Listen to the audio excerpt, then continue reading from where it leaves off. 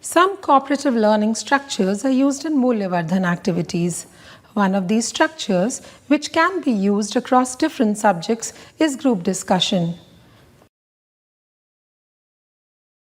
There is key difference between group discussion in cooperative learning and group work or group discussions conventionally organized in classrooms.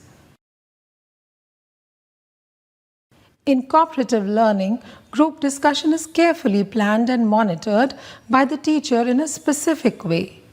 Let us now see how this is done.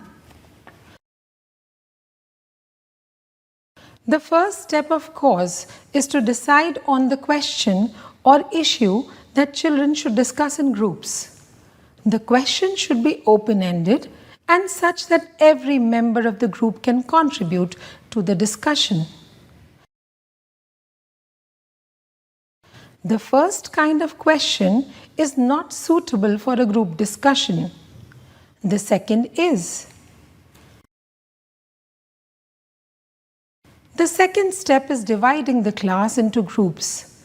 Ideally, each group or teams should have 4 members. Larger groups do not support participation and learning by all the team members.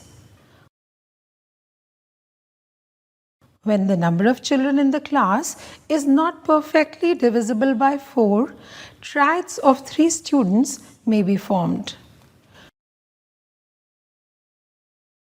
Groups should be formed in such a way that children of different backgrounds and learning abilities sit together. If feasible, in the school context, girls and boys should be asked to work together. Groups of 4 can be formed even in a classroom with benches.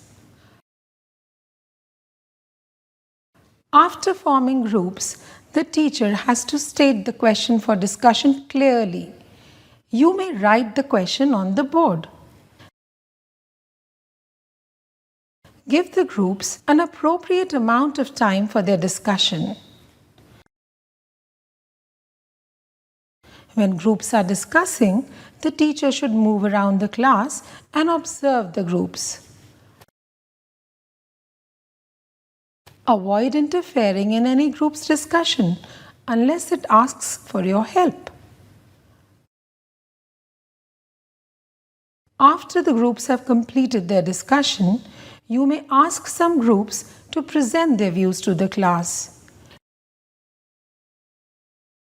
You may conclude with a whole class discussion using the questioning skills explained in another video.